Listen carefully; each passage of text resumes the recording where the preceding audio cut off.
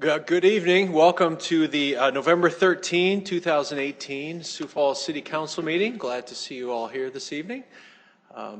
Clerk, let's read the roll, please. Council members Erickson. Here. Kiley. Here. Neitzer. Here. Selberg. Here. Sale. Here. Starr. Here. Staley. Here. Brecky. All right. I would like to introduce Pastor Lars Olson this evening. Pastor Olson is with First Lutheran Church, and he said he has a 12-minute invocation he's going to give. I'm just kidding. But he is going to give our invocation. He's our neighbor just down the street, just down Dakota at First Lutheran. Pastor Olson, thanks for being here. So I would ask that you all rise for that and then stay standing for our Pledge of Allegiance.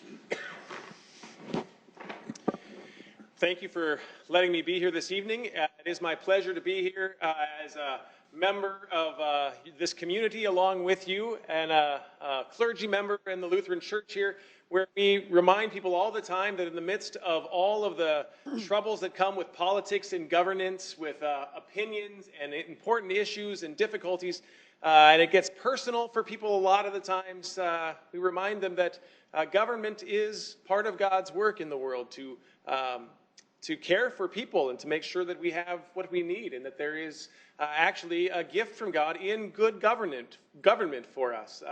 That is an important part of how God reigns within the world, and you guys are all part of doing that work, and you here in attendance are also part of seeing that happen. And so in the midst of all the wrangling and difficulty that comes with this, we don't oftentimes give enough thanks to God for the good government and asking God to bless our government and to work within those who are here, and remember that God is at work within those things. And so I would ask you to pray with me if you are so inclined. Eternal God, ruler of all, graciously regard those who have been set in positions of authority among us, that guided by your Spirit they may be in a high purpose, wise in counsel, and firm in good resolution, unwavering in their duty to care for all in our community, that under them we may be governed quietly and peaceably through our Lord and Savior, Jesus Christ. Amen. Amen. Amen. Thank you. I pledge allegiance to the flag of the United States of America and to the republic for which it stands, one nation, under God, indivisible, with liberty and justice for all.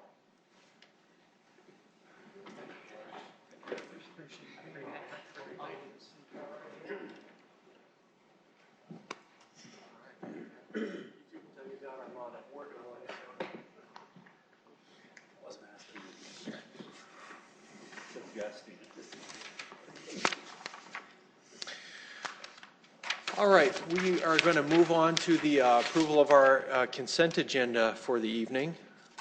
Councilors, any motions on that agenda? Move approval. Second. Move to approve by Selberg, seconded by Sale. Councilors, any discussion on that? Okay. If not, I'd ask for a vote on that, please. Council members Erickson. Yes. Kiley. Yes. Neitzer. Yes. Selberg. Yes. Sale. Yes. Starr. Yes. Staley. Yes. Brecky. Yes. All right, that is passed 8-0. Move on to our regular agenda. Councilors, any motions on that? Move to approve. Second, Erickson. Okay, move to approve by Kiley, seconded by Erickson. Any discussion, Council? If not, a vote on that, please. Council members Erickson. Yes. Kiley. Yes. Neitzer. Yes. Selberg. Yes. Sale. Yes. Starr. Yes. Staley. Yes. Brecky. Yes. All right, that has passed 8-0. We're now at the public input portion of tonight's agenda. And as a reminder, input during this portion will last no longer than 30 minutes because public input for all regular agenda items will be taken. You're asked to limit your general public input items to topics not appearing later on in the agenda. For this portion and regular agenda items, speakers are limited to no more than 3 minutes unless additional time is granted by the council. This time I'd like to invite members of the public forward for that. Before I do that, I would like to grant Councilor Erickson a point of personal privilege before we get started. Thank you, Mr. Mayor. I just want to, first of all, start by thanking those that have reached out to our family. We lost a very important person in our family this week, very unexpected. And because of that, of our Uncle Ted passing, my little brother got to join us, which is bittersweet. He lives in Las Vegas, so I don't get to see him that often. And with it being Veterans Day, I would like to just recognize my little brother, Bo. He serves in the Army National Guard in Las Vegas and has done 2 different tours. Yesterday, we recognized all the veterans, celebrated Veterans Day yesterday, observed it. And we all are touched by some way, shape, or form of veterans that are allowing us to be here today, to being able to speak our mind, being able to share with us. And so I just want to introduce my little brother. He is a hero to me and a very important person in my family. And so all the way from Las Vegas, I just would like to welcome him to council chambers. Thanks, Bo. Nice to have you, man. All right, we'll begin our public input time, and clerk, for the record, the time is 7:07. Come forward, please. Greetings, Mayor and Council, fellow residents of Sioux Falls. My name is Christopher, the Living Man, and I am a new resident of this city. I come before you tonight as I did last week, and will continue to do so every week until the 5G cell phone network upgrade is addressed by the Council, a network that the Mayor and Senator Thune are pushing to get installed into Sioux Falls as soon as possible. I should reiterate to the Mayor and his Council that I am no technophobe. I've been in front of a computer since I was 25, and I've had a cell phone since I was 40. I also have a 145 IQ, and I've attended 12 semesters of college in varying subjects. I've been following this tech for a while now and have come across a variety of frightening facts. I come before you tonight in every meeting to come to put them forth to you in this public. The mayor of this city claims to have thoroughly investigated this tech himself. I say if he has missed a lot and has irresponsibly passed over anything and everything that points to any dangers concerning it. Children, pregnant women, and the elderly will be most at risk following the installation of this technology.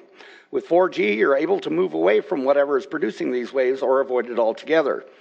The waves and the frequencies that 5G will be using will be absolutely unavoidable, in that towers will be placed everywhere in substantial numbers, and these will use actual microwaves, or MMWs, which are infinitely more dangerous than the current technology. Midco offers the public, at 3 times the price, mind you, the choice to use wired internet instead of wireless in schools for a very good reason, because the waves we use now are considered to be dangerous. The World Health Organization classified cell phone radiation to be a possible 2B carcinogen back in 2011. What 5G will put out is 10 times worse and will be absolutely impossible for everyone to avoid. This also means that even if you don't have a computer or phone, or even if you live in the Stone Age technologically, you will have no way to escape these microwaves. A selling point of this tech is that the current spectrum range of 30 gigahertz or so is getting saturated, and that we need more bandwidth in order to accommodate the current future demand. If we simply need more bandwidth, then why is 5G opening up the entire remaining spectrum of frequencies, high, medium, and low, instead of, say, just another 30 gigahertz of bandwidth, double what we use now? All of these bandwidths are untested and unregulated, and what little is regulated recognizes only thermal effects. 5G produces harm at all levels to all beings, including subthermal levels. Because there is so much proof and research available that proves this, it behooves me to believe that maybe some of the city council has been paid off to ignore it and proceed with allowing it to go in.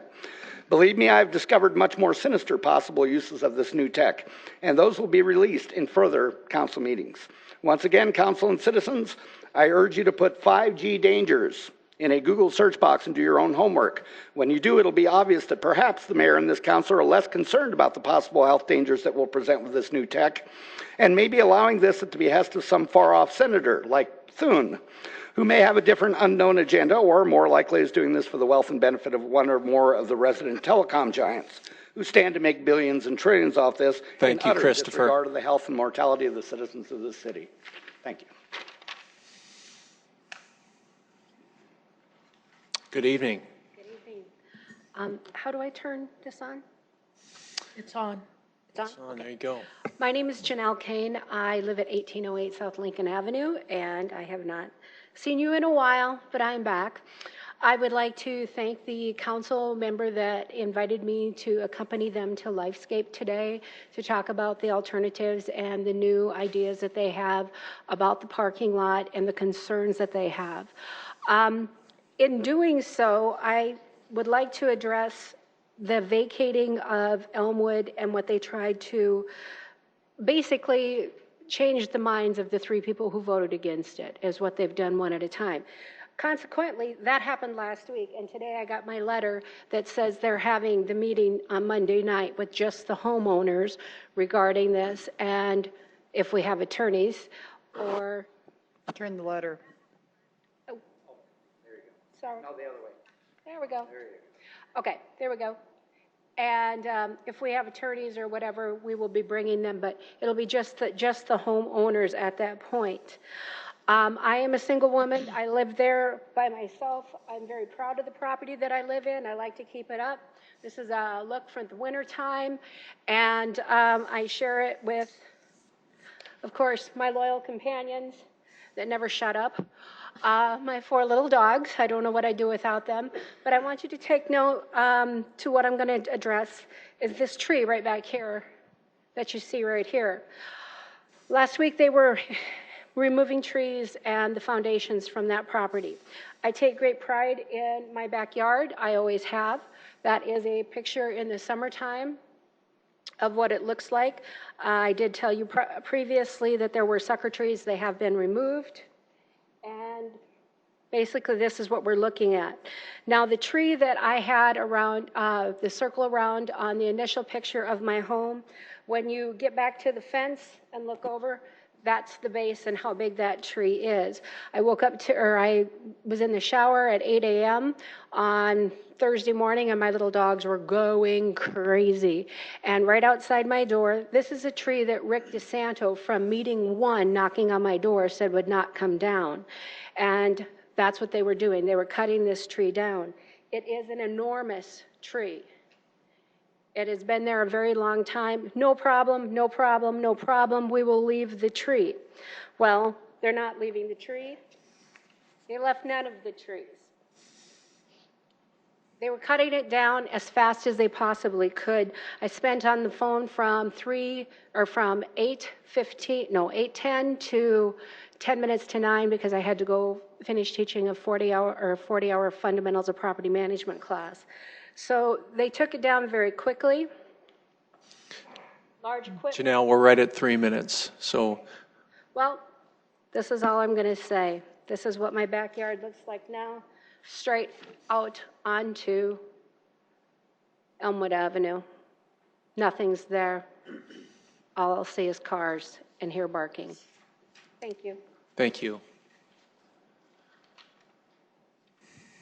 Is there anyone else for public input this evening?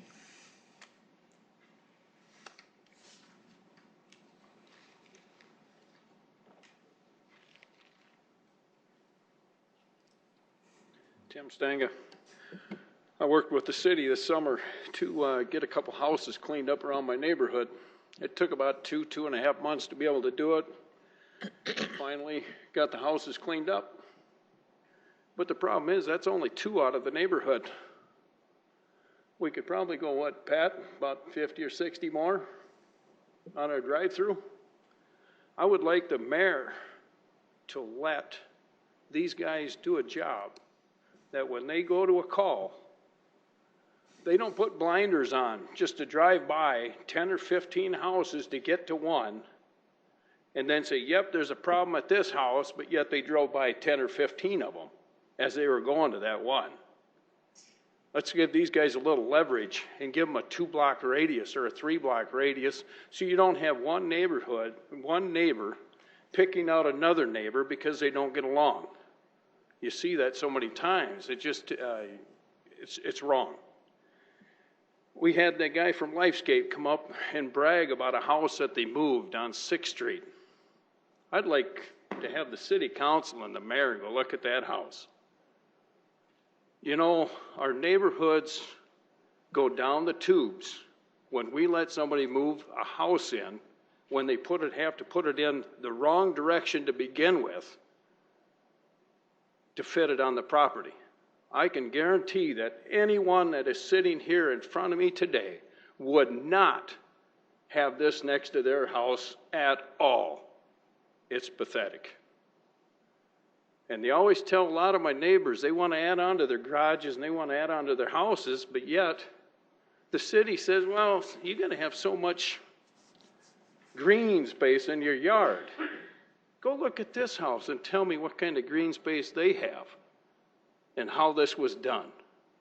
Because I'm telling everybody that's going to add on to their garage and their houses to go by and take a picture of this house, and then when the city says, well, sorry, you can't do this, bring that picture with you, and then ask the city how they got passed. Another thing I want to reiterate, and a lot of people ask me the same thing. During the winter months, your sewer bill is gauged off your water usage during the winter. So during the summer, your sewer rates are going to be cheaper. So you got to watch your usage of water in the winter will tell you what your sewer bill is going to be in the summer. Thank you. Thank you, Tim.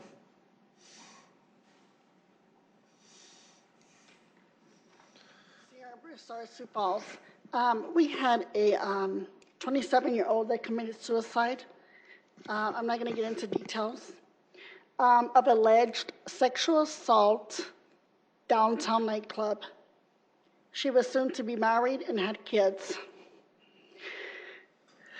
The allegations are someone slipped her something in her drink, drugged her up, sexually assaulted her, went through counseling for 30 days, couldn't take it, they cremated her this weekend. This is what we face downtown.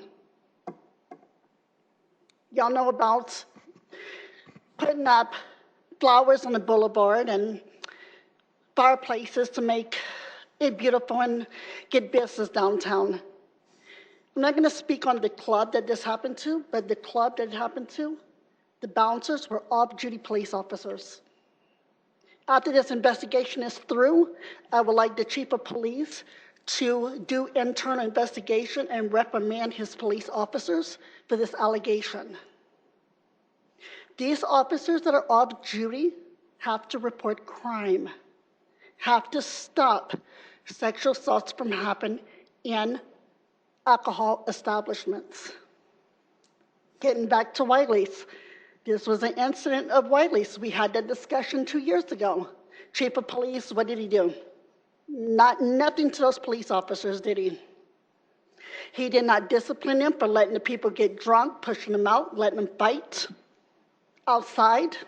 Numerous of calls. I'm going to have to go on Facebook Live and do that one. So we have to put it all on Facebook Live with these off-duty police officers and what they do.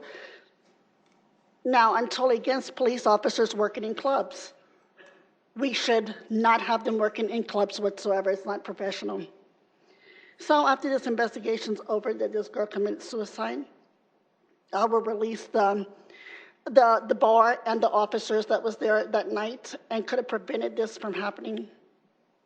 So then KSFY has a story on the drug problem here and that the streets are getting cleaned up. And so I talked to Mayor before the meeting here, and the numbers are looking good. As far as the street crimes unit has told me. So do we have a long time coming to get more drugs off the street? Absolutely. How long is this strategy going to happen? We don't know. I don't know what they're doing to get all the drugs off the streets, but it's good that we are getting them off the streets. And Mayor said that he was very much involved in the street cleanup of drugs. So Mayor, thank you for that. But we have a lot of rental houses that we need to get a hold of the owners for letting these people come in and repeatedly getting busted at the same rental house. We need to hold these landlords accountable for not letting this happen in these rental properties here. Thanks for your time. Thank you, Sierra. Any other general public input tonight?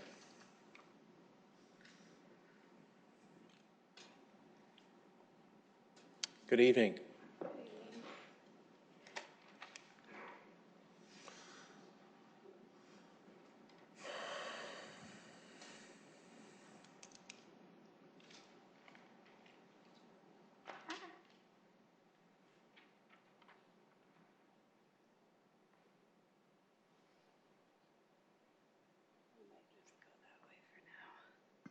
Hi, my name is Bridget Myers. I'm a business owner here in Sioux Falls. We came in front of you last week for a second reading on our backyards. I want to go on record with some of the concerns that we have and questions that we never had answered, and hoping maybe we can find those answers by coming to you again and asking for answers. We were unable to get the developer to concede on any of our requests for the proposed proposal in front of you. Actually, the proposal that you have is only about 30 feet difference from the original proposal. And as you can see, they are no longer doing a berm and trees and fence around the whole property like they had insisted they would do. We were disappointed because we came to you counting on your support, that you would put some type of guidelines on the project for us. The number one concern we had was the height of this building, shading our properties. The placement of the building was also in our top 3. The berm, fence, and trees the whole way around the project was also part of one of the things we had requested. The traffic on that Park Road has never been addressed. If you look at where that road is going to be, the end of where that entrance is right at the skate park. One of the counselors was out there and witnessed what happens after school at that intersection. There's about 20 to 30 kids that hang out there and ride their skateboards in and out of there. It was never even addressed, the danger of what's going to happen on that road. My kids use that park for baseball, and there's a lot of activity. That's a tiny road. I'm concerned about the traffic, and it was never addressed. What I don't understand is why can't we use the current road that the church has and have them use that road instead of making another entrance up where kids are hanging out and areas where the schools are using for parking. You were also able to witness some of the speeding on the road, the other counselor that was out there.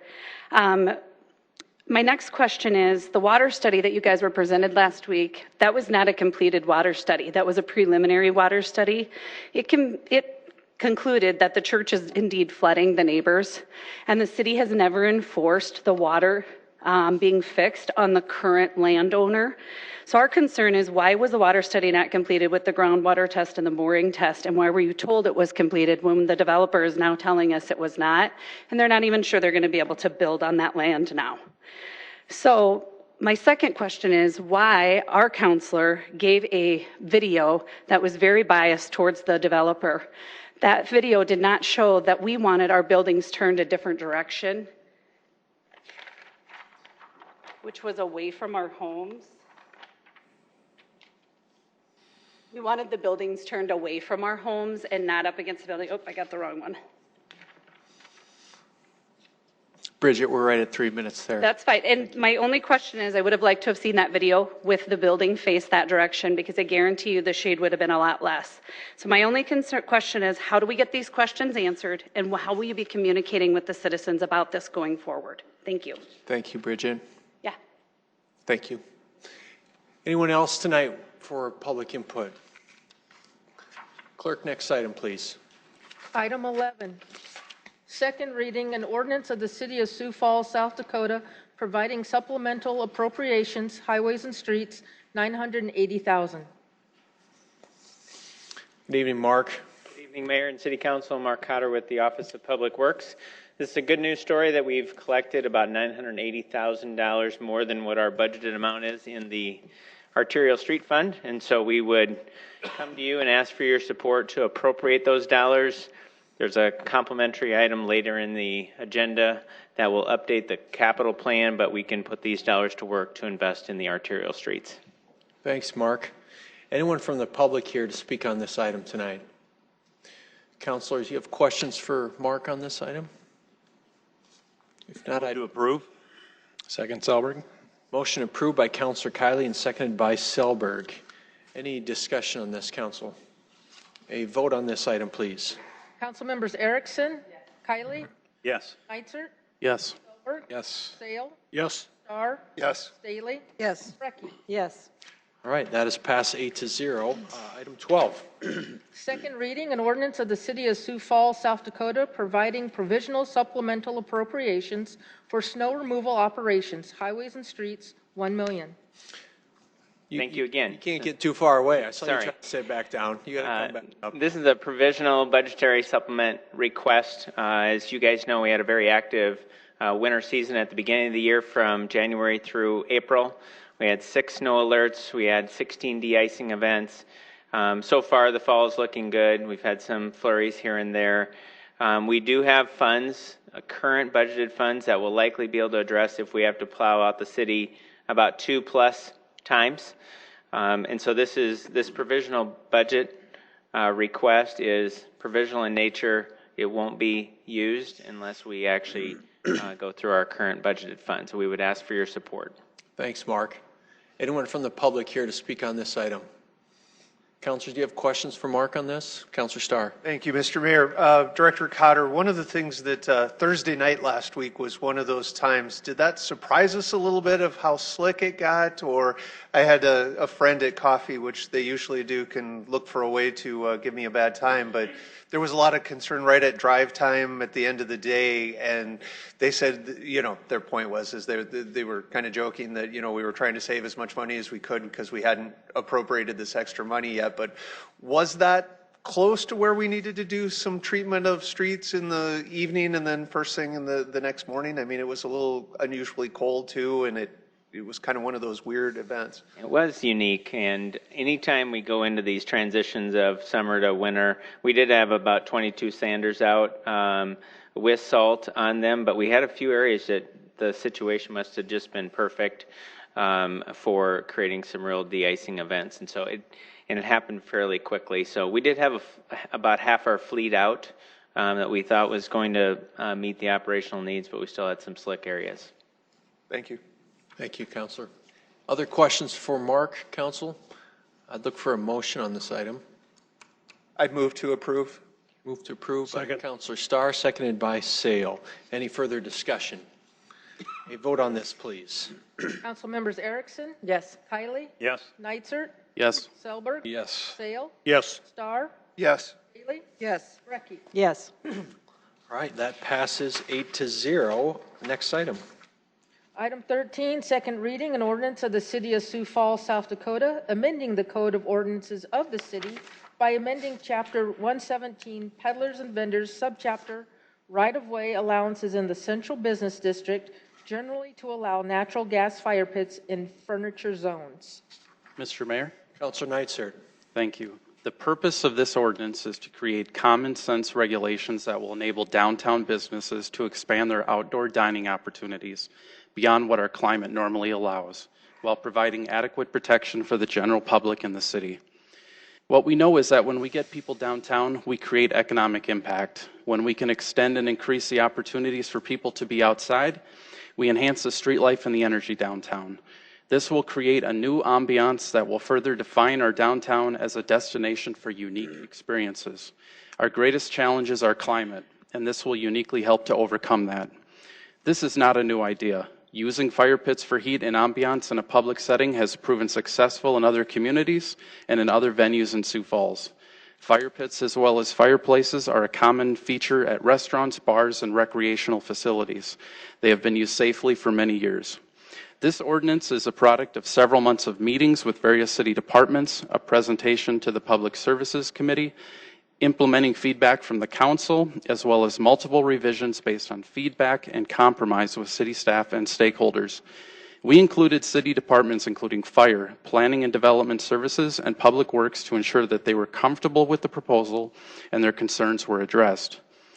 This ordinance would allow fire pits to be installed in the sidewalk patio area of a downtown business, subject to a number of restrictions that will ensure safety for the public.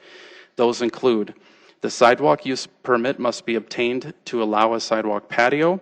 A fire pit must be fueled by natural gas. The gas line must be installed underground, registered with South Dakota One Call, inspected, clearly marked, have a shutoff in a secure location inside of the business, and have an emergency shutoff outside and accessible to the general public.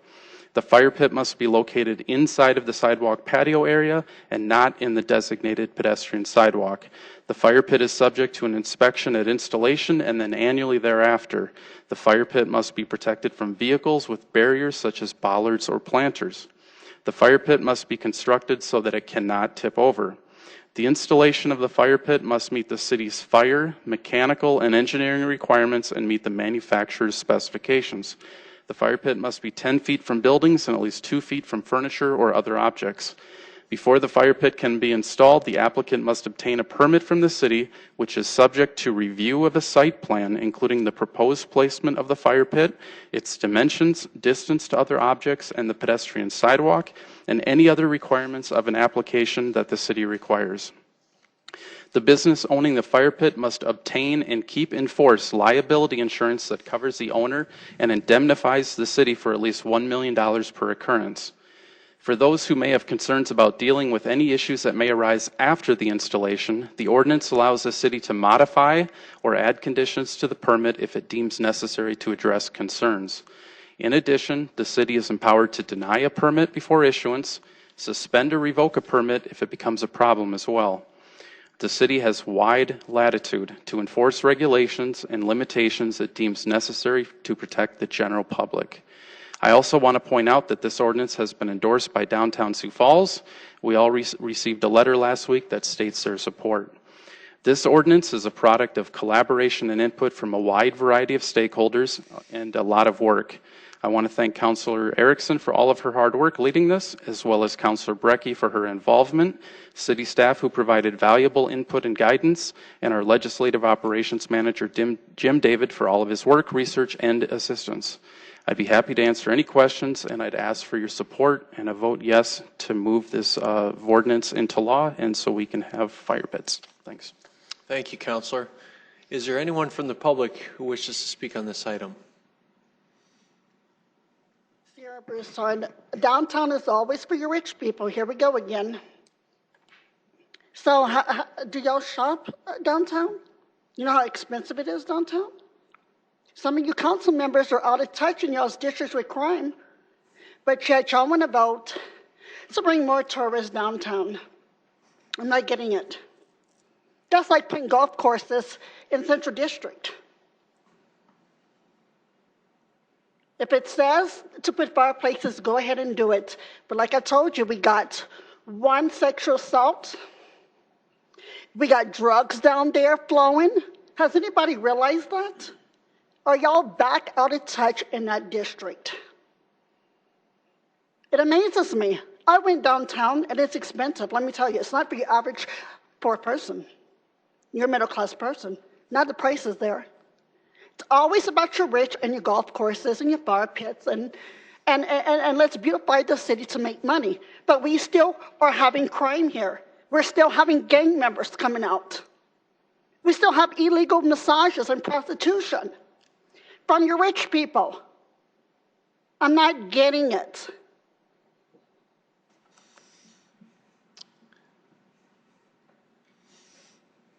Welcome, Joe. Good evening. I want to thank City Council for taking up this issue. Can you just state your name for the Joe record? Batchelor with Thanks, Downtown Joe. Sioux Falls. And for the record, I also want to state that downtown is for everyone. You know, downtown produces, let me back up. There's been studies across the country of downtowns and what they do for cities. They produce more property tax revenue, more sales tax revenue on a per acre basis than other parts of cities.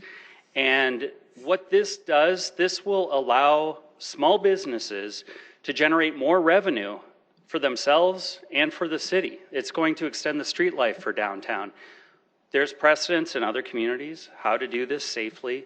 I'm not going to go over everything that Councilor Neitzert had stated. I think that he stated it very well.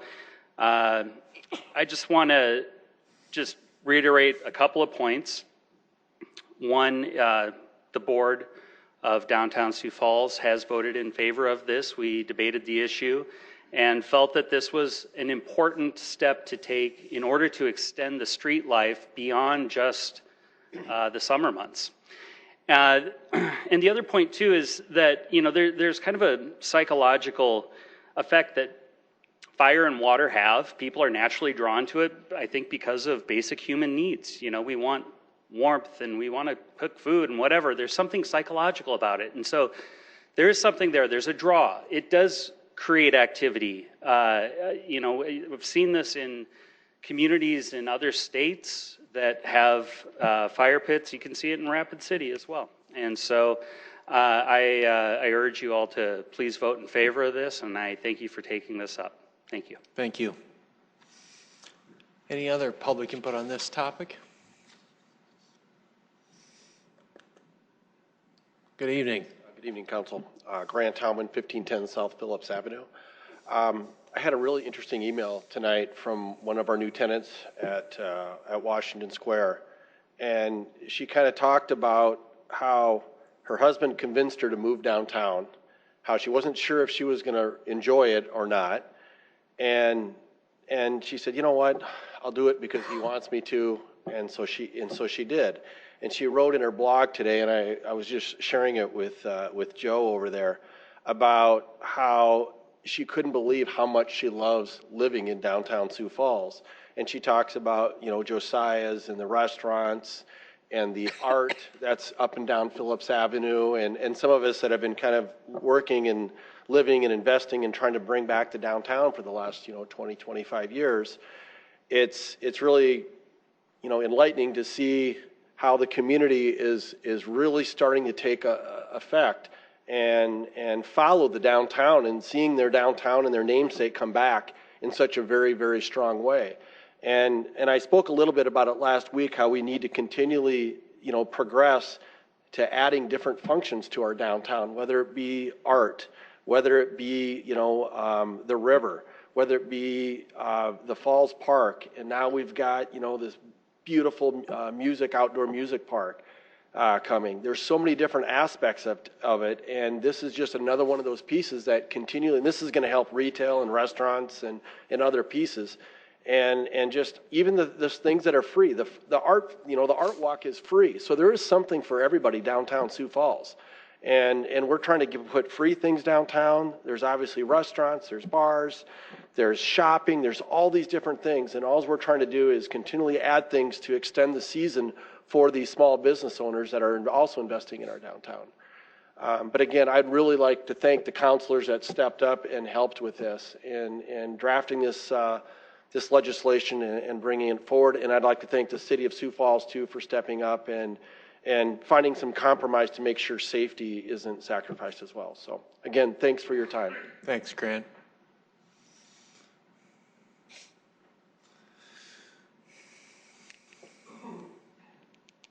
Good evening. Tim Stenga, it's nice that we're putting all that effort into figuring out if we can put pits downtown. At least the homeless will have a place to go and warm up while they're walking through downtown, so they make it to the homeless shelter on the east side. I'm hoping that all the effort that we put into putting these fire pits downtown, maybe we can put a little bit of this effort into cleaning up our neighborhoods. Our neighborhoods are going to pot. We talk about them all the time, about the crime in every neighborhood. Again, I brought a few of the city councilors through my neighborhood. If we put 1/10 of an effort on what we have done on these fire pits into trying to clean up my neighborhood and trying to clean up the neighborhood over here, we'd have some great neighborhoods. I don't care what you do downtown. I've never been downtown. I'll never go downtown. You guys can invest all the money you want, but the thing is, you're turning a lot of people off for all the investment you're putting downtown. You're turning a lot of people off to even go downtown. Any other input on this item? One. I never mentioned State this. your name, please. Yep. I never mentioned this before. My name is Christopher Bruce. I live at 701 Duluth Avenue. I live in one of those neighborhoods, folks. And I've got to tell you, I came from a town that, Des Moines, Iowa, as a matter of fact, where everything was downtown. Everything. All the marathons, everything was all downtown. And we invested a whole ton of money in downtown, and everything else went to Please watch your mouth, sir. I'm so sorry, my fault. And I got to tell you that I think it's a bad idea to throw too much into downtown. Yes, there are businesses down there that need to thrive, and there are businesses that need to do better off-season business. But essentially, well, Let's just say it. I live right next to a guy who does crack all day, and it's been a year now that I've been calling the police and the local Department of Drug Enforcement, and they've done nothing. And I still live next to those people. They come in all day, all night long, et cetera, et cetera. I go up the street. There's, one of the things I moved here to Sioux Falls, I almost didn't move here because when I came here, I lived at the Baraka House, which is... Is this about the fire pits? Can you tie this back to the fire pit discussion, please? I'm trying to. Okay. Yes. My point being is that he's absolutely right. You have to pay attention to other neighborhoods as well as downtown, because if you invest too much in downtown and ignore everything else, then what good is the city? That's all I'm going to say about it. Thank you. Council, is there a motion on this item before we move into any discussion? Move to approve, Erickson. Second, Neitzer. It moved to approve by Erickson and seconded by Neitzer. Mr. Mayor. Discussion on this. Council Erickson. I make a motion to amend 117.079 parent B by replacing my with may in the second sentence. Second. All right. Neitzer. Motion by Erickson, seconded by Neitzer on that item. Any discussion? It's just a previous typo from the original ordinance from years ago, so it's just cleanup language. Okay. Can I get a vote on that amendment, please? Council members Erickson, Yes. Kiley, Yes. Neitzer, Yes. Selberg, Yes. Sale, Yes. Starr, Yes. Staley, Yes. Brecky. Yes. All right, that's passed 8-0. Now we're on to discussion on the amended main motion. Councilor Staley. First of all, I just need to clarify for the public, this isn't something, in my understanding, the city isn't paying any money for this, right? That is correct? So there are no tax dollars involved. Now, well, I see people shaking their head, yes. So there is no tax dollars involved. So that this is a private enterprise. Sierra, I just want to address that. I understand that we have a conflict downtown. Well, Councilor Starr and I, Councilor Neitzer, Councilor Erickson, we've all spent the night at the Bishop Dudley House. There is a homeless issue down there. There's a poverty issue downtown. We're also working to make it a place where people want a destination place. We're trying to clean it up. So certainly don't have a problem with that. What I'd like to say is, what are the parameters going to be for downtown? Is that the downtown business district, or would a business farther to the east on 8th Street, for example, can they have a fire pit in the sidewalk? Do you have to be a member of the downtown association to participate in this? Where do we draw the lines? If you cross over to 14th and maybe or farther north on Phillips Avenue or Dakota, they've got some of those little shops. Can they have one of these fire pits? What's the boundary? Councilor Neitzer, maybe you can address that. Yeah, I'm sorry. I was just looking for the verbiage because we have a couple of different boundaries, and I'm not sure if Jim David has it handy or if staff could help us with it, because we have the Main Street Improvement District. And I don't have it in front of me, but I believe it says the Central Business District is the parameter for where this can take place. So if it's outside those boundaries, they cannot have, under the current proposal, fire pit. I think Erica might be able to help us with that, make sure we get this answer right. Erica Beck with the Mayor's Office. My apologies, I don't have a map in front of me, but we do have that available on our website, and it is the downtown boundary. So the southern boundary for downtown is 14th Street. That extends up to Falls Park on the north. Just on the, I believe on the east, it's the boundary of Franklin, and it jogs in a couple of spots. And then on the west, it's Minnesota Avenue. So anywhere outside of that central business district boundary, this ordinance would not be applicable, but any location within the central business boundary, this would be applicable, and an individual business owner would be able to come forward to the city and apply for this opportunity through the sidewalk application, vending application. So do they have to be a member of the downtown association, or can just be anybody in that area could? Correct. There are standards through that sidewalk application process, sidewalk vending application process, that any business owner, not necessarily a member of downtown Sioux Falls, could make application for to the city. Thank you. One more question. Could the, that bar up by the falls next to the farmer's market, could they have something like that? Silver Moon? Yes. Great question. I believe that the boundary for this is just that road in and of itself, so I don't believe that they're actually in the boundary for this opportunity. Permit anyway. Okay. Thank you, Erica.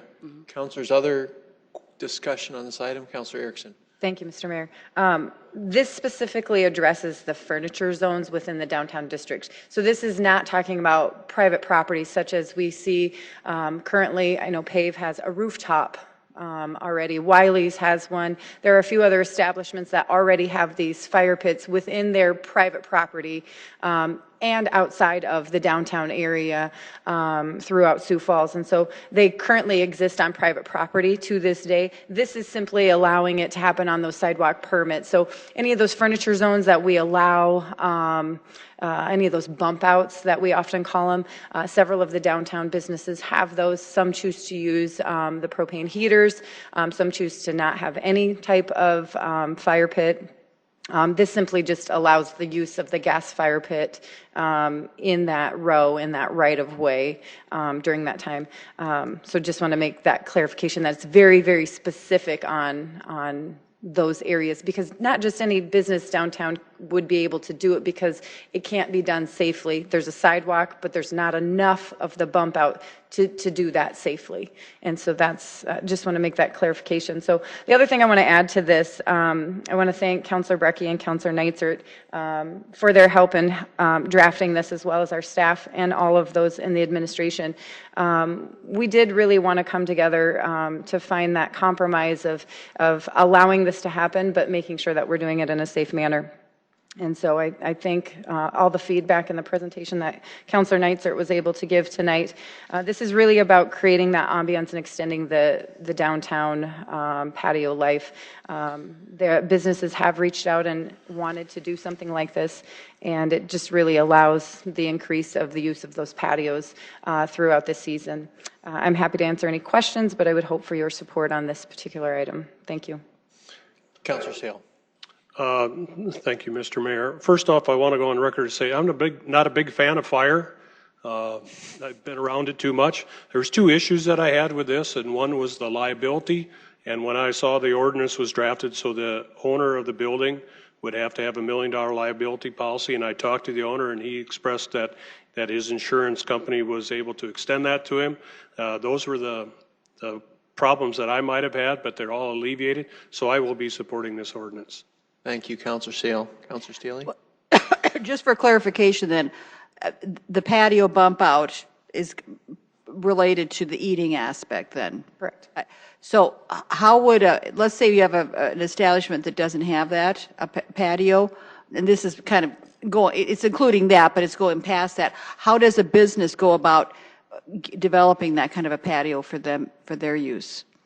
I would encourage them to reach out to the city to see if that's an option. On Main Street, we did include more bump outs. I'm sorry, I should have asked before I spoke. On Main Street, when we did the Main Street diet, that did include new bump outs for some of the businesses downtown.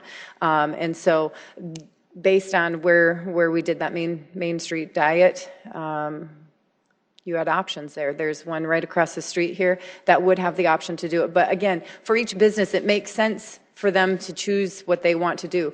For the business down here, they choose to heat using propane heaters because financially you have to put in the gas line. It's going to be expensive for those private businesses to put it in based on the restrictions that we've done. And you're also losing tables. And so if a business doesn't want to put this fire pit in, they don't have to. Some of these are very small. You put those I don't want to name specific businesses, but if you look at where some of the bump outs are, you potentially could lose, based on the requirement of how far it had to be from the building and the furniture, you could lose 2 to 3 tables. Well, do you want the fire pit or do you want people to be sitting there longer? That's up to each business, and maybe it's a wash for some, maybe, we just allow them to do it. Right. If I just may, but exactly. And I think it's a great amenity. Just having that patio area just in and of itself would be a real plus for any, I would think, a restaurant. So just moving forward, that might be something we can look at so that we have equal opportunity to different businesses, because it is a plus, I know. So thank you. Any other discussion on this, Councilor Brecky? I just wanted to say it was a pleasure for me to be on this end of this discussion, because I had the privilege of actually drafting this ordinance probably 30 years ago at the request of then Commissioner Lawila Hunking, who had the vision at that time after the city had just removed a plaza. We had put a plaza and closed out the streets, and it didn't work. The businesses were starving out. People just wanted to be able to park in front of the businesses. So it was kind of an experiment gone awry, and they took it out fairly quickly.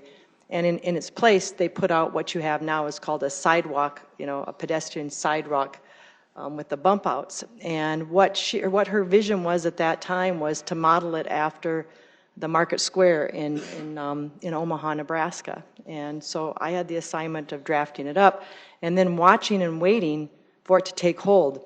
And I just told you, this was 30 years ago, and yet it's been taken this long for it really to take hold. And I think what we learned from that is it's a matter of layering.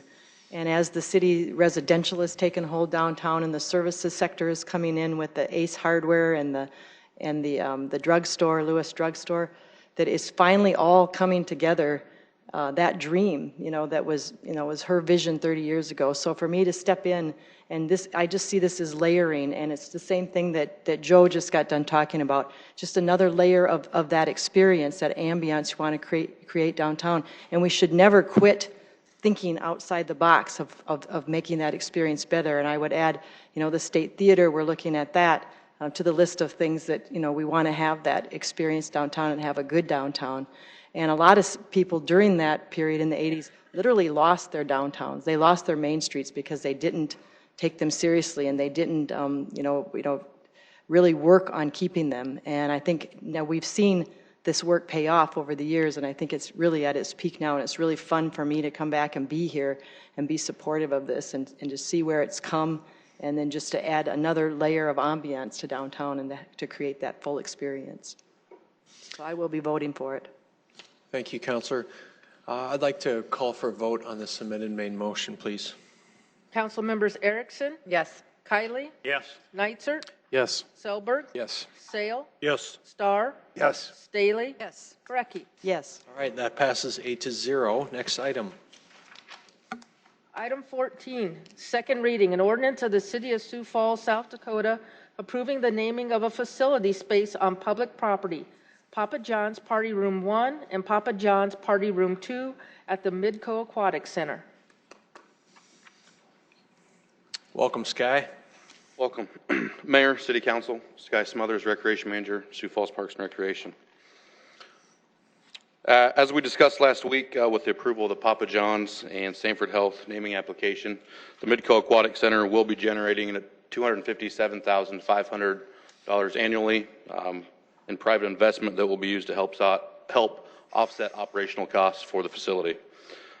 We do still have a few packages left to sell, and those packages are the lounge and reception area, the outdoor features package, and the health and safety package. The Papa John's naming application before you was approved unanimously by the Parks and Recreation Board on October 23rd. This application is to name the meeting rooms between the recreation and 50-meter pools, Papa John's Party Room 1, Papa John's Party Room 2, or Papa John's Party Rooms respectively, instead of Meeting Rooms 1 and Meeting Rooms 2. The term of the agreement is for 5 years with a $50,000 investment from Papa John's, Iowa. Papa John's will be the provider, the exclusive provider of pizza for retail, delivery, and dine-in. And again, as we mentioned last week, we do have an exclusive agreement with Dive-In Concessions to operate out of the facility, and they are also in support of this application. As you can see from the photos, the Papa John's logo will be placed on the meeting room doors associated with rooms 1 and 2. And speaking with the franchise owner, their intent is to use a frosted logo so the colors do not contrast with the other colors located inside the facility.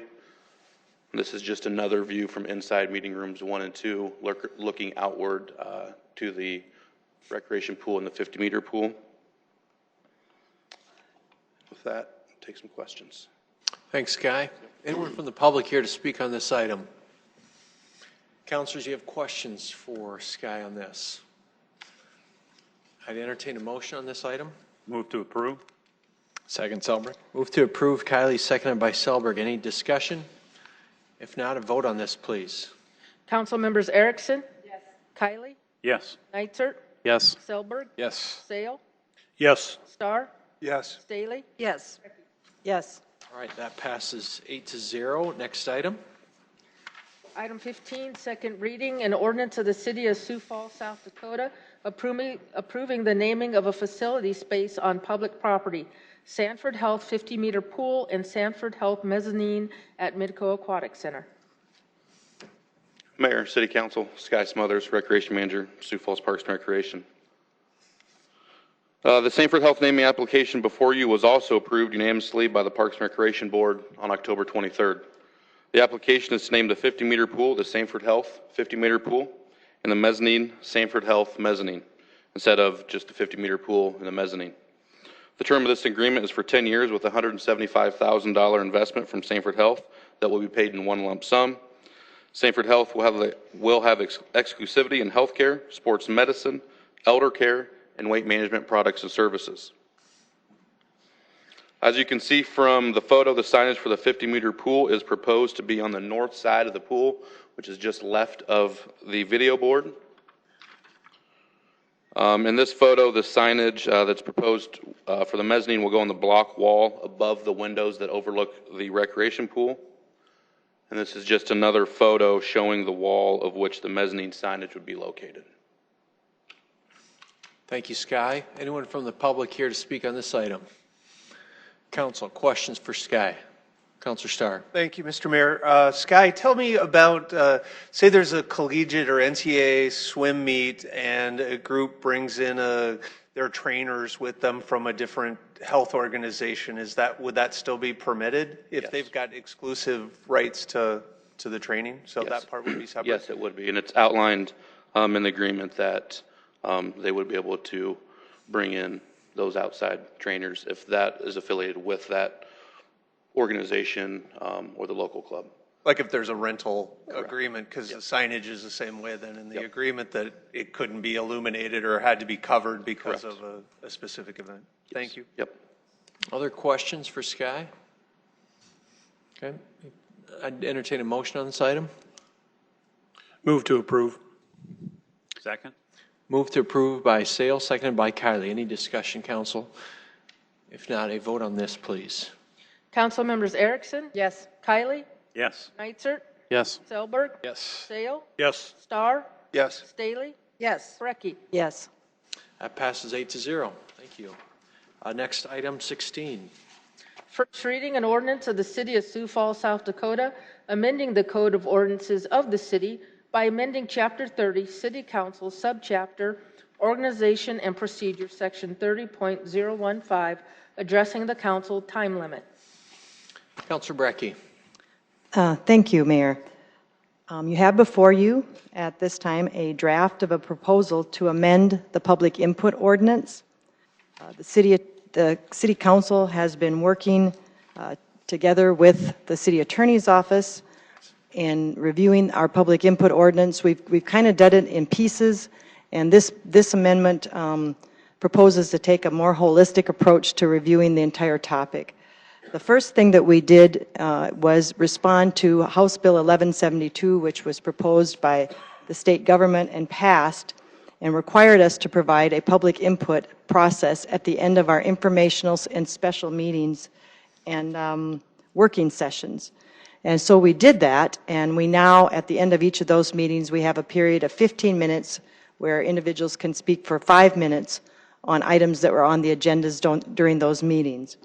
Then secondly, we addressed the public input at the beginning of the meetings, which you just saw, if you sat here through this meeting, which we called general public input, which allows anyone from the public to come up to the podium and address the council and speak on any topic. So in other words, it's an open microphone speaking.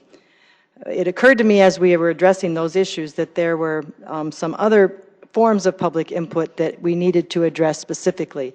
And in the ordinances that we passed, and by interpretation, there were some unexpected consequences of assigning restrictions to public input that we really didn't intend. And so what this ordinance proposes to do is address the following three kinds of public input. Number one is public input on first readings. Currently, by interpretation, it's 3 minutes. And this ordinance is proposing no change to that. The second form of public input is public input on action items. And currently, that is also at 3 minutes. This proposed ordinance would change that to 5 minutes.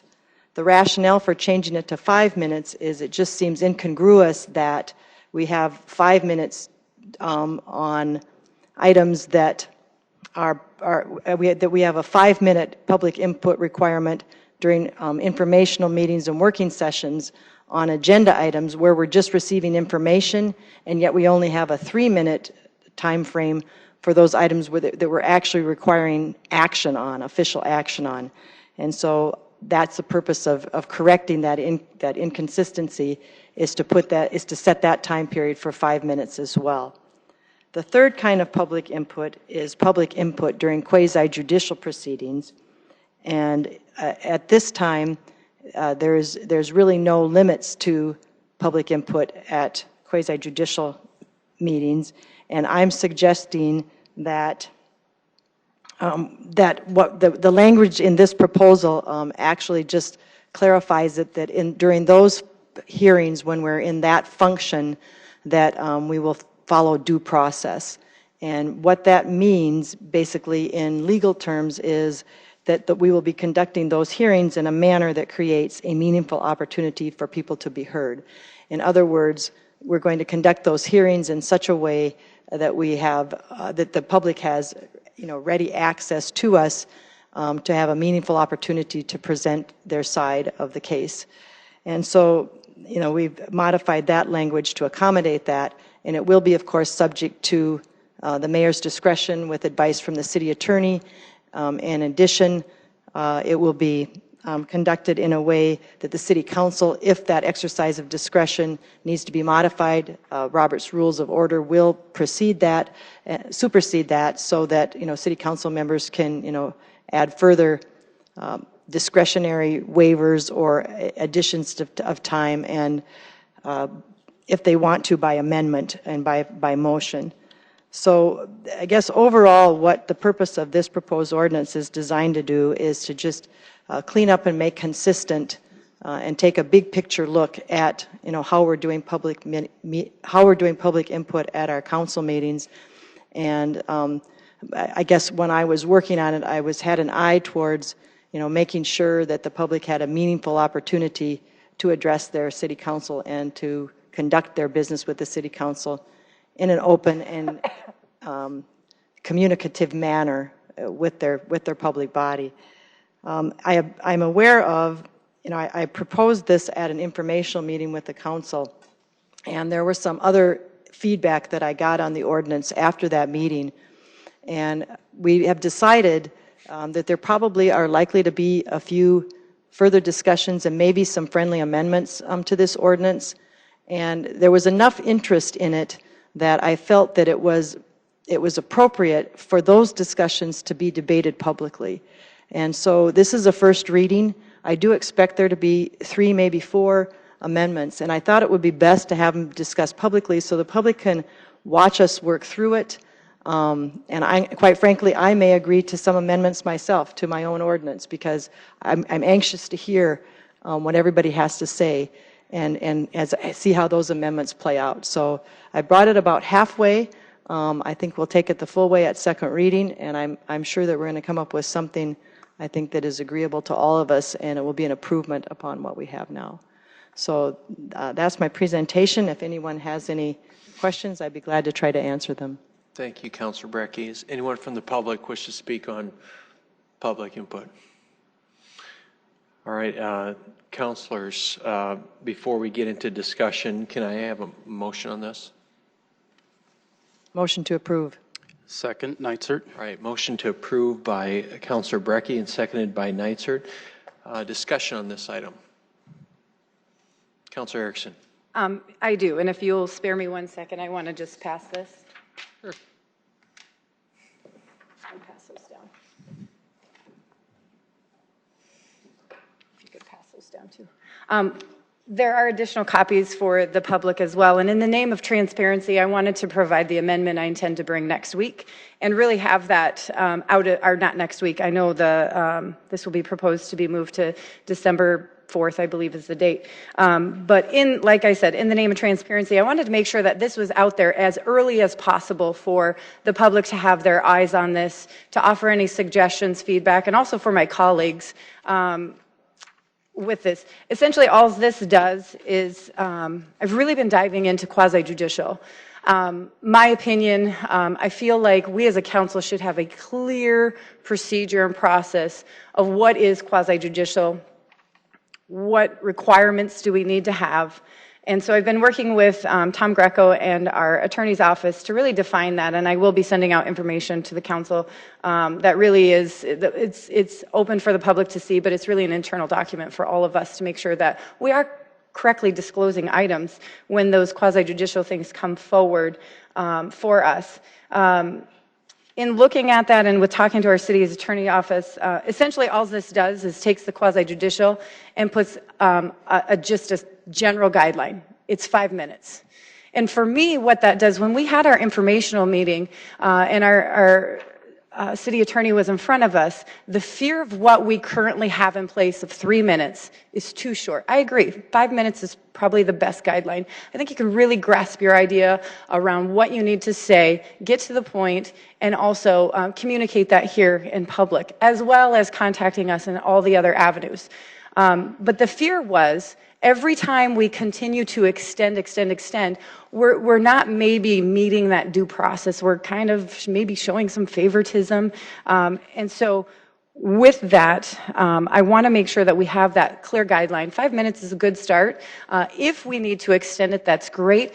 But as people come to us and prepare for us, they know having that 5 minutes that they can probably get to the meat and potatoes of what they need.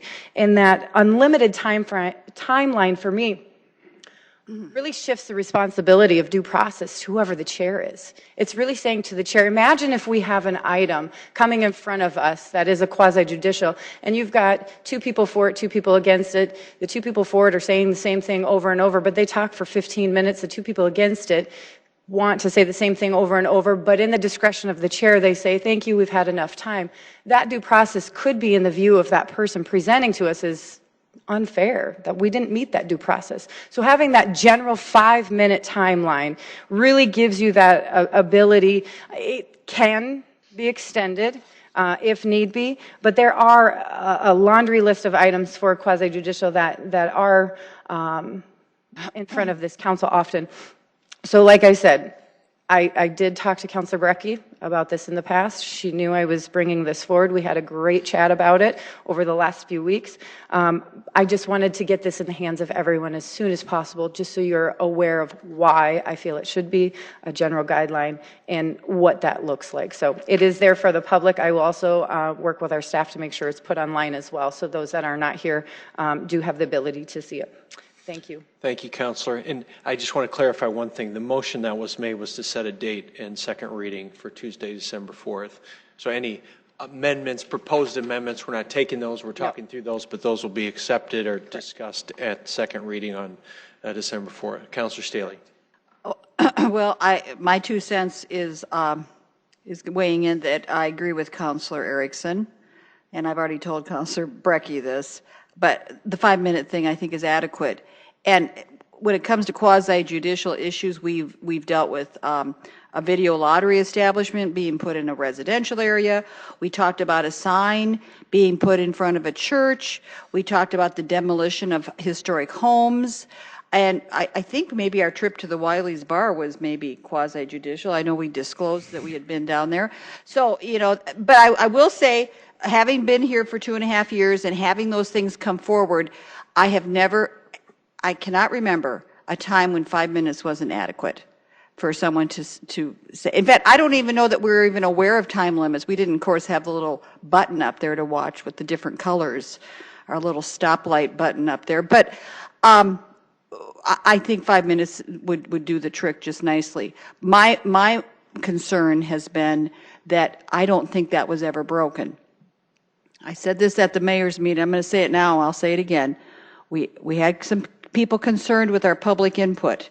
It was getting lengthy, this general public input at the beginning. There are times we had a lot of public input. That was the problem, because we weren't getting to the business part of our city stuff.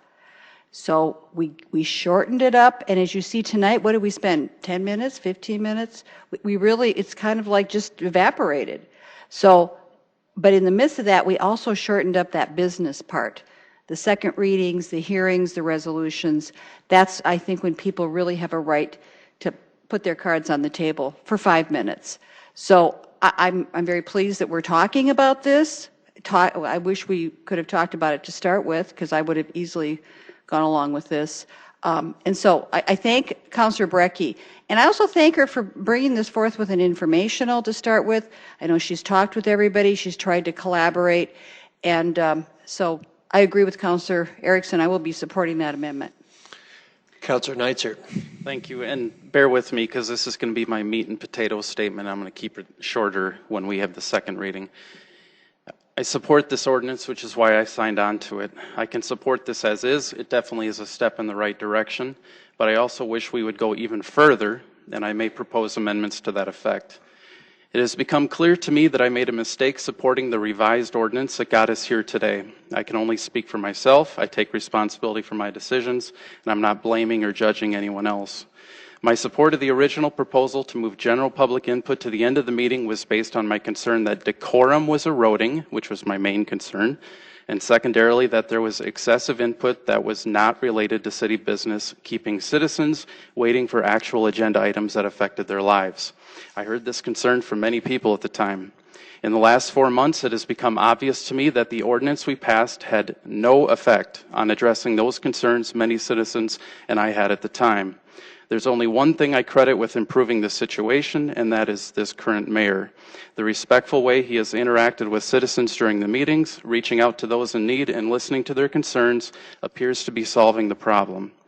There was never a problem with second readings. There was never a problem with PowerPoints. There was never a problem with the majority of general public input, in fact. There was certainly never a problem with the length of the meetings. The length ought to be irrelevant. It will take as long as it takes. We don't have a time limit. We had a problem with decorum in irrelevant subject matter in isolated cases, and we were struggling to figure out how to address that. Because we cannot regulate content, we had to address time, manner, and place restriction. The addition of input at first readings was a long overdue and positive development that came from our previous ordinance. I'm grateful we added this opportunity for applicants and citizens alike to address it at first readings. Unfortunately, however, as I have observed the impact of the majority of our changes we adopted, I have observed negative consequences, either intended or unintended. Rather than bringing civility and decorum to our meetings, which is, as I stated previously, solved itself, our changes have only created challenges and negative impacts on citizens and applicants alike who find themselves overly restricted when trying to address us. It is clear to me 3 minutes is not enough time. While it is true that no matter what time limit we set, someone will always need more time, and some may argue for not changing the time again because of that, it should be abundantly clear to all of us that 3 minutes has repeatedly proved challenging to citizens trying to address us with their concerns or for applicants trying to make their case. Even for general public input, which is used to address items not on the agenda, 3 minutes is proving itself to be inadequate. Just last week, we saw a citizen from a homeowners association have to rush through his 1 page of public input, barely taking a breath and barely finishing in his 3 minutes allotted. His input was not excessive, rambling, or repetitive. It was a concise statement he wanted to make to us, and he could barely get it all in. I was frankly afraid he was going to pass out. And I saw that again tonight with some of the public input. This ordinance as proposed is a giant step in the right direction. It restores 5 minutes for items having final action. But I would go further. I would grant 5 minutes for first readings and general public input as well. While it is true 3 minutes for first readings is better than none, which it was before, I would point out 3 things. 3 minutes is a rush, we've seen that, and that will be true for first readings. Just because they can address us at second readings doesn't mean that we ought to unduly restrict citizens and applicants at the first reading. The whole point is for them to be able to address this earlier, and why not make it more effective? There was no problem with input at agenda items. The only reason for restricting to 3 minutes at first reading seems to be to make the meetings go faster, which shouldn't be the goal. Keeping first readings to 3 minutes is only going to make things more confusing for all of us, the council, the mayor, and the citizens, particularly those who are not seasoned at council meetings, there for the first time, which is most people. When people ask how much time do I get, the answer is going to be, it depends. 3 minutes for some, 5 minutes for others. Why not just make it simple? Set it to 5 minutes for everything, and let's just be done with it. If this is approved, we'll have 5 minutes at informational committee meetings and final action items, but then we're going to have 3 minutes on first readings. Let's just make it 5 minutes. Doesn't that seem sensible, clean, simple, understandable? In addition, I would restore electronic presentations. That includes not just photos, but PowerPoints and videos. Could digital media be used in a way that some don't like? Of course. Just like some may use words we don't like. The problem is in the attempt to prevent some of the outlandish digital media. We in turn have abolished all uses of digital media that are very, very helpful. PowerPoints and other digital presentations can be used very effectively. I've done it myself when I was at Public Input as a citizen. It can make a greater impact than words alone. Videos can tell a story, such as showing a concern a citizen has, such as their storm drainage. With the administration that just created a Department of Innovation and Technology, it seems incredibly ironic and bizarre to demand that citizens go back to hard copy and prohibit the use of technology we have at our fingertips. Finally, if we were allowed 5 minutes for all items, including general public input, or if we do allow 5 minutes for general public input, I would allow up to an hour of general public input. That would allow up to 12 people to speak if they so desired, and it creates a reasonable time certain that the business can move on. Again, to be clear, I can support this ordinance as written, but I wish we would go further for the reasons I have stated. I honestly have no idea what problem we are trying to solve anymore. We had a problem with decorum that has largely solved itself. I believe we've created more problems than we solved. We can solve them with this ordinance and move on. We have so many other things to do in this city. I can only hope we can grant as much latitude as possible so that we don't need to revisit this yet again in the near future. And I was probably well over 3 minutes. Thank you. Thank you, Councilor. Councilor Schelberg. Thank you, Mr. Mayor. This will be a little briefer than that.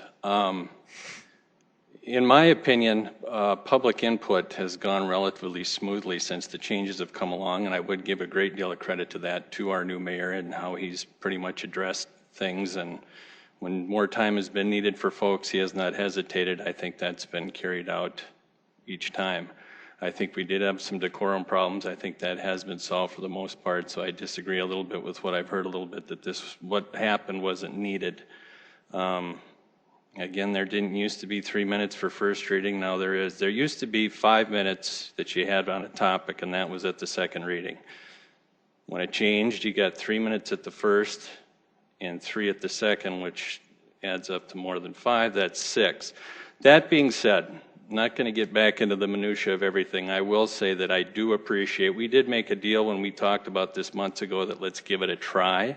Let's see how it goes. We can sit down and hash out whatever differences there might be and see if there's things that might need to be tweaked. I do appreciate Councilor Brecky bringing that up, and she has been very open and talking with all of us about her ideas. And I think that's a good place. And I agree completely with Councilor Neitzer. Let's get to this time, hash out whatever we got left on this, let's get this done. In the spirit of that compromise, I certainly can go with 5 minutes on all final readings. I can see sometimes we're putting too much of that responsibility on the chair. I think 98% of the time, if not 99.9, 5 minutes is plenty of time on a second reading. There's no reason why we shouldn't have it. We are, again, addressing a certain subject and business at hand, so that makes sense. So, again, we'll all disagree a little bit, obviously, on this again, and as we come down to the final draft, but I do appreciate Councilor Brecky again for bringing it forward, for talking to us about it, for throwing out her ideas, and again, in the spirit of compromise, I am willing to come that far too and say, let's do 5 minutes for final readings, and we were due for maybe a tweak, and that's my view on the subject. Thank you. Thank you, Councilor. Any other discussion on this item? Councilor Brecky. Yeah, I would just close by saying I had said earlier that I expected some amendments, and I'm very grateful for everybody's openness, and Christine bringing hers forward and Greg bringing his forward. But I hope everyone understands why I decided to just let us debate it out. After talking to them, I realized that that's just what we need to do. I just brought a shell, and I'm looking forward to a vigorous conversation and a respectable conversation next week, because I'm on December 4th, because I'm confident we'll work through it out. But I didn't want to. I guess I didn't want to do this because I could just tell we just needed to work through it. So I look forward to it, and I thank you for your openness and sharing those amendments in advance, because that also gives the public an opportunity to weigh in with us. You've heard what the different amendments are on the floor. Let us know, because this is your opportunity to let us know how you want to do it, and then that could change people's mind from what they've said tonight, where they're weighing in. You still have that opportunity to weigh in on this issue as well, and I hope you do. So thank you for everyone and working with me on this. Thank you, Counselor. I'd ask for a vote on this item, please. Council members Erickson? Yes. Kiley? Yes. Neitzer? Yes. Selberg? Yes. Sale? Yes. Starr? Yes. Staley? Yes. Brecky? Yes. All right, that passes 8-0. Item 17. First reading, an ordinance of the City of Sioux Falls, South Dakota, extending the Surface Ambulance Service franchise of Paramedics Logistics South Dakota, LLC. Good evening, Jill Franken with Public Health. This is the first reading of the ordinance to extend the contract for surface ambulance through May 20th of 2026. The original ambulance contract is a 5-year agreement that currently runs through May 20th of 2020. The REMSA board conducts the required annual performance reviews of Paramedics Logistics, and they completed those in July of 2016, 2017, and 2018. Each performance review has found Paramedics Logistics, leadership who's here tonight, to be in full compliance with the terms of the ambulance contract. It is also the responsibility of the REMSA board to overall determine Paramedics Logistics to be in substantial compliance with the specifications that are defined in the contract. If that full compliance is validated, the city/REMSA may grant an extension of the contract for up to 6 additional years. So then on August 22nd, 2018, the REMSA board found Paramedics Logistics to be in substantial compliance with their contract. And this was completed through ongoing performance reviews that were presented, as I noted earlier, each year, as well as looking at the reviews that were provided by Julie Charbonneau in meetings monthly, as well as obtaining community stakeholder input. And this stakeholder input that was presented to you came from Paul Niederinghaus with Metro Communications, Chief Burns, Sioux Falls Police, as well as Chief Goodroad with Sioux Falls Fire Rescue, Dr. Jeff Luther with our EMS, who's our EMS Medical Director, Minnehaha and Lincoln County County Emergency Management weighed in. REMSA Medical Board was also provided input. Our Finance and Purchasing Department also weighed in, as well as Avera McKinnon Hospital and University Health Center, Sanford, USC Medical Center, and Avera Heart Hospital of South Dakota. In addition to the substantial compliance that was validated through the REMSA board, all of the stakeholders support a 6-year extension without reservation. So next, REMSA provided a report to you, the City Council, on September 11th at the Council Informational Meeting, which included REMSA's compliance review and the board's recommendation that the City of Sioux Falls extend an offer of a full 6-year contract extension as allowed in the contract. On October 9th, the City Council was briefed on the letter from the City of Sioux Falls to Paramedics Logistics offering the 6-year contract extension. Paramedics Logistics responded with a letter dated October 11th of their acceptance of this offer to extend the agreement 6 additional years. Again, the current agreement ends May of 2020. Approval of this ordinance, which is scheduled for December 11th council meeting, will extend the agreement to May of 2026. So a couple of things I just want to add to that summary of how we got to today. Is at the last time we presented in front of you at informational, Councilor Neitzer, you asked for some items to be brought to this meeting when we brought it for first reading. And so a couple of things that I will share with you. One is that you asked for information about the bond or contingency that we have in place should there be a breach of contract. And so from page 8 of the contract, it does specifically talk about a bond. There's several ways they can meet that obligation, but it's a $1 million performance bond that they're required, and they present that to us. Julie works with Mike Bureau every year to ensure that we have a copy of that on file. And then there's also, to the next section of the contract talks about default or termination and emergency takeover. And there are in the contract that is stipulated, but then also in the RFP section of the agreement or the contract between the city and Paramedics Logistics, there's also a number of definitions of what breach looks like. And so should that occur, there would be the mechanism then for an emergency takeover.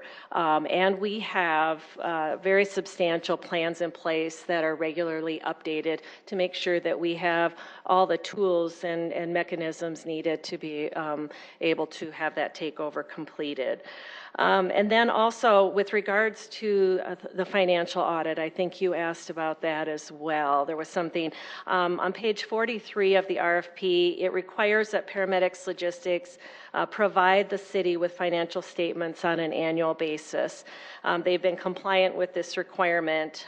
It specifically states in the agreement that on an annual basis, the contractor shall provide the city/REMSA with audited financial statements by certified public accountants for contractors' ambulance operations in the city and or separate business records of financial accounting of any other businesses that share overhead with the contractor's ambulance service operations.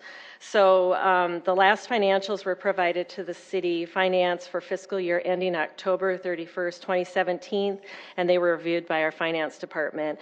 Paramedics Logistics now has a new fiscal year that ends December 31st of 2018, so they'll submit those financials shortly thereafter. Then there was a third question, and that was around the contingency plans if there was need for an emergency takeover, and I already answered that question. So I think that covers what I needed to bring tonight for this first reading. Thank you, Jill. Anyone from the public wish to speak on this item tonight?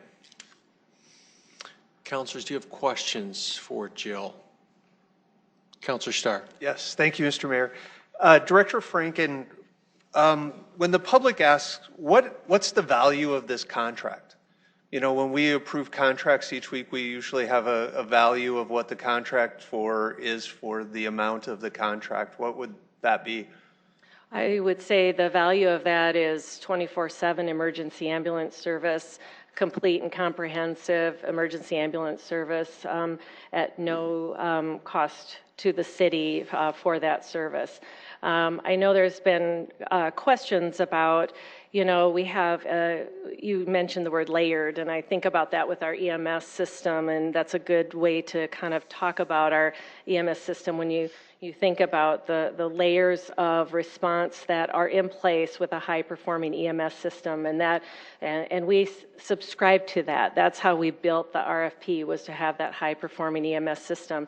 And so what you're getting for that value is that ambulance service component of that EMS system, 24/7, 365 for all residents, anyone who lives, works, or enjoys Sioux Falls and needs that service provided for them. Does that answer your question? It does. I was trying to get around in a roundabout way, because when a citizen gets an ambulance ride and gets an ambulance bill, they're probably not going to accept that as an answer of what they're paying and what the overall amount of the contract is and what the billing part of it. And we're probably not going to get to what that dollar figure is of billing and what the value of the dollar value. I guess I got to differentiate between $1 million and $1 million worth of value and trying to put that together. I think you made a good point about a cash payment or there's no city money that are involved into the contract. So last week when Chief Goodroad was here in the fire department, we approved the firefighters contract, and we put in a stipulation, or one of the things that was negotiated for was extra pay for firefighters who do ALS services. So do you know what we're paying in additional fees, or what we budgeted for in additional income for our firefighters? So to me, that would be a payment that we're making, because we're paying the $1 an hour more to those firefighters to provide the service and as a backup to being able to provide those services before an ambulance arrives. I don't have that answer for you. We'll work on it I'll ask. It was one of the things when you said that just came to me while we were talking about it. The other thing I guess I'm really curious about is there was a major change in philosophy from the REMSA Medical Board for firefighters to provide ALS type services to patients. Because in the past we've made that determination that the firefighters and the paramedics that are part of the fire department wouldn't perform those services. So what happened? What was the change in philosophy, or where did the medical board make their decision to say that it was important for the paramedics to provide that service, those services? Well, I certainly can't speak on behalf of everyone. There's so many individuals that are part of those rich discussions in terms of what should our ambulance, our EMS system look like moving forward and into the future.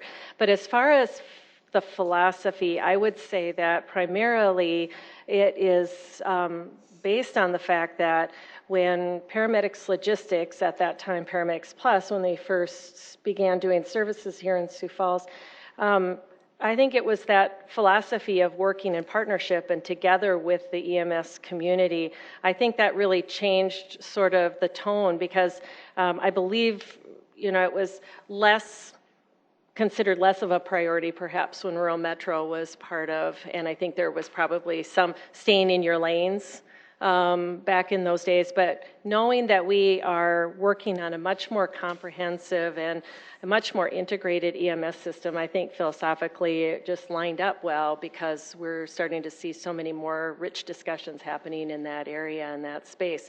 The other is, we have also said that, okay, while this is a recommendation for a 6-year extension to this agreement, we also know that not long after we get into that 6-year time frame, we need to be having conversations. So when we're bringing this to you, even in the time frame we are, please know there's been a lot of discussion way before this that we've all been having as leadership within the EMS system, which then leads to some of those types of discussions occurring. What should we be doing now to be preparing for the eventuality that we have to continue to keep moving along and saying, should our system look different in 2026 once this 6 years is up?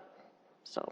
If I could, Mayor, could I get one more in here? Just, I want to make sure I do it right, but it's patient care logistics, so I'll get the right, that's what citizens are going to see, so I want to make sure I get the right process down the name changes. But I know when we had this discussion about ALS in the past, one of the concerns was, or what I was hearing from the medical board, and I think by some of your being in front of us before, was that we didn't want the firefighter paramedics to do intubations and things because they didn't have the same experience level that people that were doing it on a regular basis, and there's the potential to do that. I didn't agree at the time, not because I have a huge medical background, but I had a trust in what the paramedics that are well trained in our firefighting services is.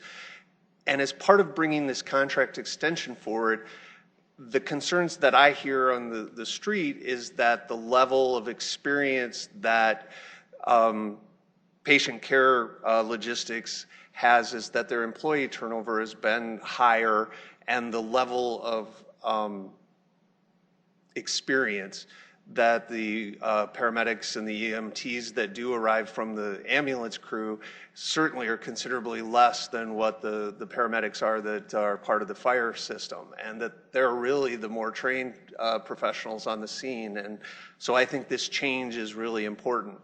Is there a way to address, as part of the contract, the experience level of the crews that come from patient care logistics? I know we've looked at turnover rates over time and some of the pay things that have happened, that they've made considerable improvements in pay. We've granted increases so that they were able to do some of those things. But do we look as part of this of the experience level of an ambulance crew and how it fluctuates over time with the amount of experience that crew has? Well, first off, we do look, it's reported to us how they're doing with turnover when they're hires, and I know that's something that's reported at the REMSA board meetings. So I guess I'm not sure where the question fully is that I should answer, so I'm going to suffice it to say that I'm not sure what evidence there is to support that paramedics logistics or patient care logistics is less well-trained than our fire department. There has been intentional efforts actually to support that they will train together and that there will be cycling out of the paramedics and the fire service to train with the paramedics in the ambulance service. So I guess I'd like to see if where the evidence is to support. The other thing with intubations is this. Science in healthcare is constantly changing. And so when we were talking about the risk of intubations maybe 5 or 10 years ago, is completely different discussion now, because the way we manage airways is different. Technology's changed, the opportunity to use new methods and new equipment that makes it much safer for paramedics to be able to safely obtain an airway and get oxygen as needed to a patient. It changes, and it has changed. And so I think that's why we can't really always look at the past of where we've been with something, but really looking towards the future and what opportunities do we have for not just the paramedics with our ambulance service, but also with our fire service, and being able to work together for the benefit of our community. I'm not sure if that answered your question. It answered my rambling, sure did. Okay. Councilor Selberg. Thank you, Mr. Mayor. Director Franken, now there are standards and expectations, like with all companies and corporations, but they've been set for this contract and this company. And the way I've understood it, since I've been involved with this for the last few years and reviewing these type things, at least with this company in particular, they've continued to pass all the expectations and things that have been set in front of them with flying colors. Is that not correct? That's correct. Okay, thank you. Councilor Staley.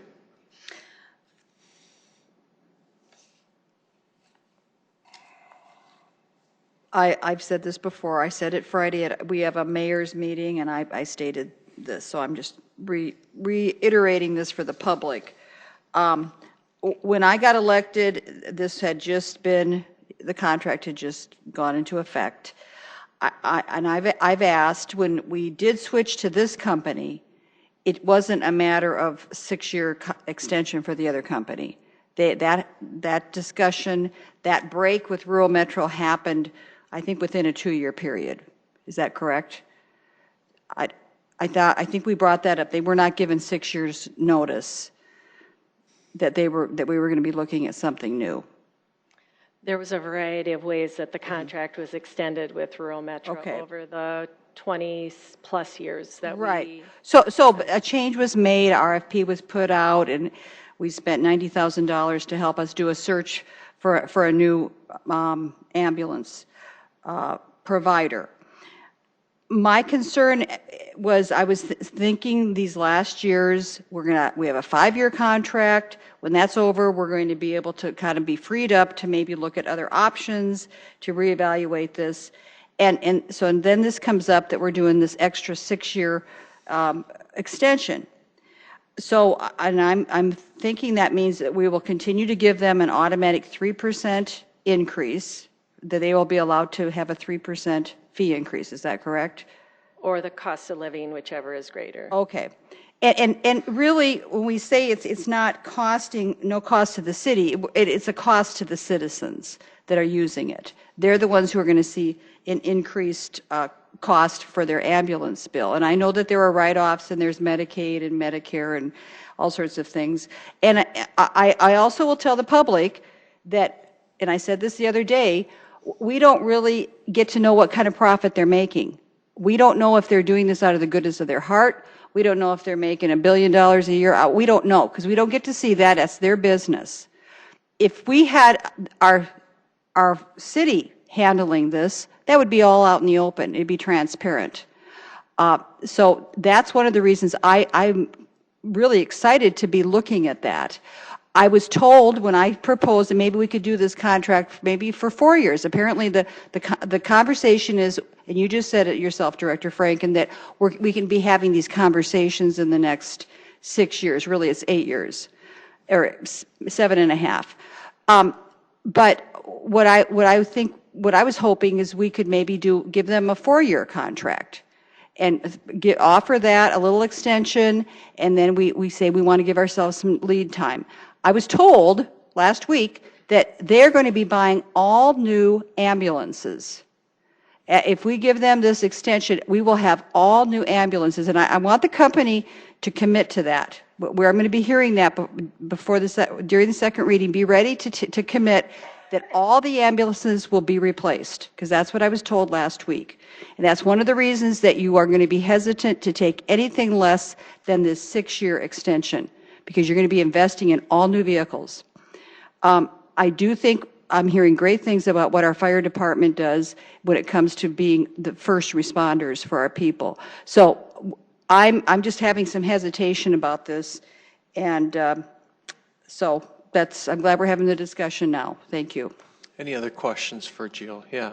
Yeah, I don't have a question. I just want to point out, again, we can debate both options. I would just like to point out that, whether somebody pays the bill or the city pays the bill, the city, every dollar we spend is taxpayer money. We don't print money. So if we were to take over the system and we do it, which if that's the way we got to do it at some point, that's fine. It's going to cost citizens money. It's just going to be going in a different direction. Nobody's going to provide it for free. This isn't a charity. It's a service. And so I just want to be clear about that it doesn't come for free. So that's it. Councilor Erickson. Thank you. I'll be brief. I just want to remind the public that this RFP came about because it was an audit done from a long-withstanding contract from one provider. And so during that audit time, there's a suggestion and a recommendation to look at an RFP to see what new technology, what are we looking at, what kind of service can we expect. And I don't know about you, but for me, I want cutting edge for an ambulance service. I want you to show up when I call you. I want you to be professional. I want the fire to be there as well. And I've used this system from being in a car accident and can't say enough great things. But I want you to keep growing. I want you to keep doing great things, keep investing into the system, keep investing into your employees. I have zero evidence that you're not doing that. All of the reports that continue to come in front of us are really meeting and exceeding a much higher, more stringent requirement than we had previously. And that's nothing against our previous provider, because I think that they were providing a good service. I really do. But I think that the new expectations and the more stringent requirements that we've put on our ambulance service is good. It's good for the public. It's good for the citizens. It's what we expect. You want police to show up, you want fire to show up, and you want your ambulance to show up when you call. What I call 911, that's who I want there when it's needed. I see no evidence that this hasn't been met. I think it's great that we're vetting this. I think it's great that we're continuing those conversations. And so for that, I will be supporting this. And I'm excited for your presence in our community, but keep growing and keep reinvesting into your employees, into our community. Thank you. Councilor Kiley. Thank you very much. I too will be supporting this item when it comes, well, not only for first reading, but for second reading. The current provider has far exceeded the standards that have been established in the contract, and I mean far exceeded the standards that have been established, and certainly has provided services that have exceeded that of the previous provider too, which we are looking for. And I do understand, the idea of possibly having our own service that the city of Sioux Falls provides. But unless the city of Sioux Falls intends to get into the transport business as well, the likelihood of these services for ambulance services to go will increase to the individuals that need them, that are in the need, because that's not where the profit is in the transports. Or in the actual emergency transports. It's made in the scheduled transport. So once again, I will be supporting this item as it moves into the second reading. Councilor Sale. Thank you, Mr. Mayor. One of the benefits about having the gray hair that I do, I've been around for a long time. When I got on the fire department, Pat Measure at that time was a EMT, and he pushed all the firemen to be EMTs, and he had a lot of resistance. It was so antiquated at that point. We didn't want to do that. We were firefighters. And it's evolved. There was an assistant chief at one time that asked us to rewash our rubber gloves because they were so conscious of the money. I've sat and listened to the CareTrom wars. And we're at this point now where I went to the fire chief and the union president and I said, tell me if it's working. And they told me it is working now better than it ever has been. And they don't want to see a change. So that's why I'm going to support this motion. As a matter of fact, let me make a motion to set a date for hearing second reading Tuesday, December 11th. Second. Thank you, Councilor Sale. Motion by Councilor Sale, seconded by Kylie for the date and second reading for the 11th. Any other discussion? Councilor Staley. Well, so I'm hoping, because I'm hearing two things here. I'm hearing that we're going to have a discussion. There's a possibility that we could let the fire department take this over. And then other people are saying, no, that's never going to happen because this is all working fine the way it is. I would want to know, I'm wondering in other municipalities where they would have their city taking care of it, does that mean people don't pay anything for an ambulance ride? Or I was thinking that then the city would start collecting that money, so it's not like it would be done with a charity thing in mind. But I have talked with some members of the fire department myself, and they are open to exploring this down the road.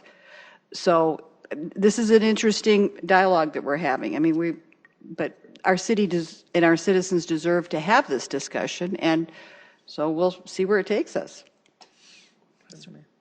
Councilor Erickson. I agree with you, Councilor, and the thing that I want to say is down the road. I think that possibility is certainly a possibility down the road. It's not ready today. It's not ready for us to look at that at this point. And right now, we've got a great provider, and so down the road, maybe that's something that we continue to look at, but not right now.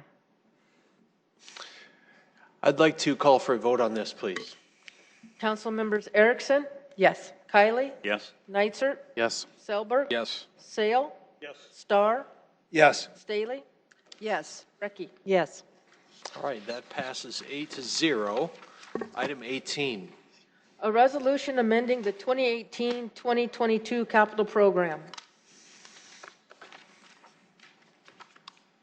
Hello, Mark. Hello, Mayor and Council again. This is Mark Cotter with the Office of Public Works. This is the companion item to item 11 that you appropriated the funds for the arterial street program. This updates the capital plan, and we would ask for your support. Thanks. Thanks, Mark. Anyone from the public here to speak on this item? Councilors, do you have questions for Mark? Move to approve, Kylie. Second, Brecky. Move to approve, Kylie, seconded by Brecky. Any discussion?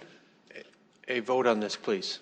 Council members Erickson? Yes. Kylie? Yes. Neitzer? Yes. Selberg? Sale? Yes. Starr? Yes. Staley? Yes. Brecky? Yes. All right, that passes 8-0. Next item. Item 19, a proposed resolution vacating the South Emory Avenue right-of-way from the north line of Lot 2, Bacon's Addition in Government Lot 2, Section 12, Township 100 North, Range 51 west of the 5th PM, Lincoln County, South Dakota, to the City of Sioux Falls, to lots 12 and 13, Block 1 of Galway Park, addition to the City of Sioux Falls, Lincoln County, South Dakota, according to the recorded plat thereof. Hi, Council.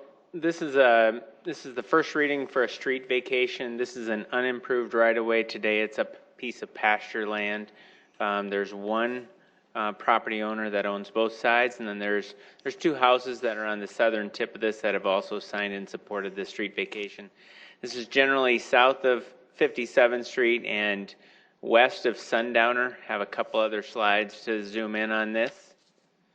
Since there is only one property owner, we didn't see that the need for a public meeting, and there's 100% acceptance. It's, again, today not used for the use of public right-of-way. These owners are trying to clean up their property with this encumbrance. Here's a picture looking south. Here's a picture from those two houses that were on the southern edge looking north through that farm pasture land.